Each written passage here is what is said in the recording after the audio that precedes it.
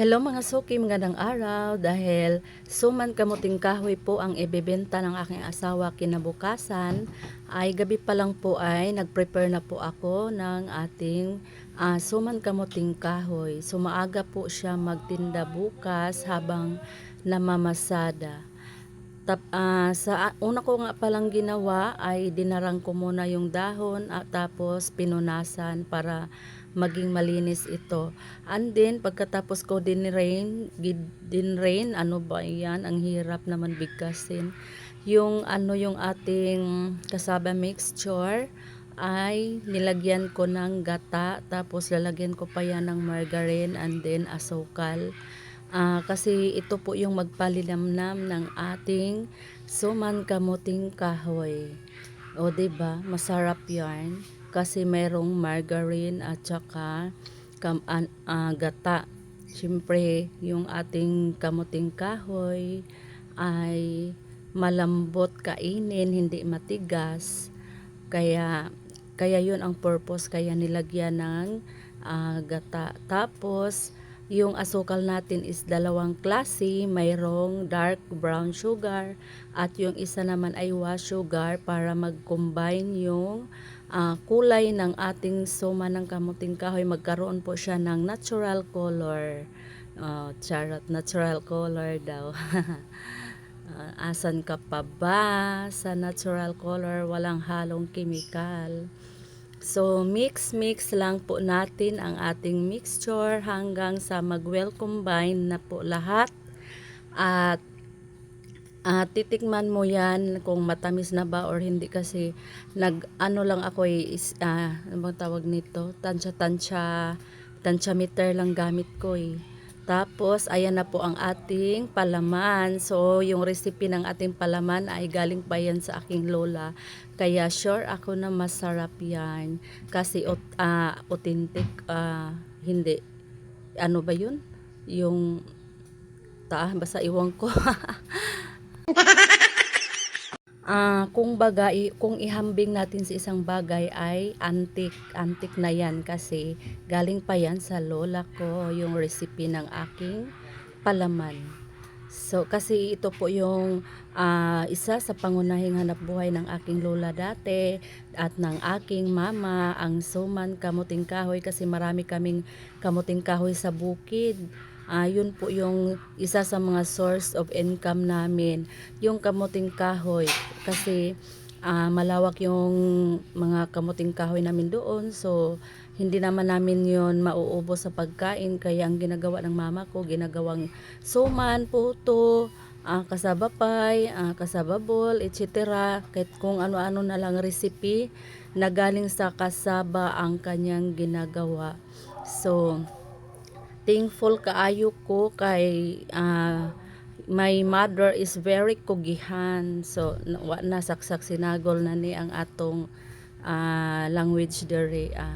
Kugihan kaayo siya mag uma, tapos pag abot sa amo ang balay na magtinda pa jud siya, tapos na pa jud trabaho sa balay. So dili lalim ang trabaho sa usa ka nanay. Tapos siyempre mao na po'y akong nahimong trabaho karon.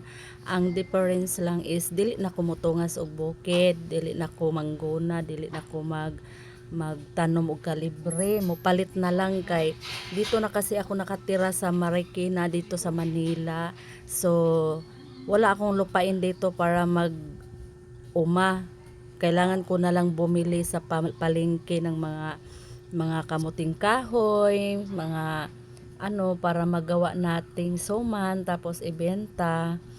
So thankful ako kasi mayroon akong natutunan doon sa kumbaga na training nila ako paano lumaban sa buhay, charot, paano dumiskarte para magkaroon ng sideline at para makatulong sa ating asawa. Kasi alam naman natin sa hirap ng buhay ngayon ay hindi talaga sapat ang kita ng ating asawa, lalo na kung minimum wage earner ang tawag nun, ganun ba yun?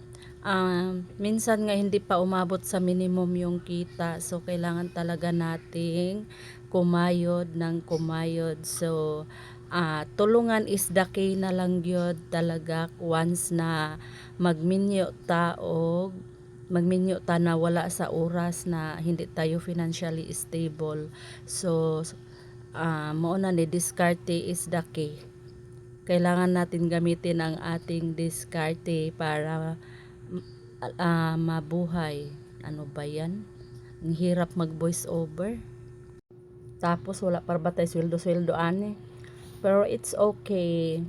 At least ma-broadcast ko yung ma-broadcast. Ma-promote yung aking produkto sa inyo. Maipakita ko sa inyo kung ano yung mga binibenta ko. So, ganito yung ginagawa ko pag wala akong mga pa-order ng mga bilao package. Gagawa ako ng mga paninda para dadalhin doon sa mga toda, sa mga kasamahan yung driver. Para hindi, kahit papano, hindi pa rin tayo masi-zero, no? And then, nagtitinda ako ng mga yummy merienda. Kaya kung naghahanap kayo ng merienda dyan, kahit hindi ako nag-post, mag-PM lang kayo, baka may available. Kaya lang, kung hindi rin available yung ating rider, kasi may pasok din kasi tong anak ko, yan lang naman nauutosan ko mag-deliver. So, wala tayong choice, kundi magpalalamob tayo kung willing kayo magpalalamob. So, thankful talaga ako doon sa aking mga customer na minsan ay naintindihan naman nila yung ating sitwasyon kasi pag mag-hired ako ng mag-hired ako ng rider, ganon din naman yung hinihingi lalamob rate. Kung tutuusin, yung lalamob na nga yung pinakamurang rate ng ating mga carrier ngayon kasi yung iba kasi is mas high yung price nila kaysa lalamob. And that's it. Thank you for watching.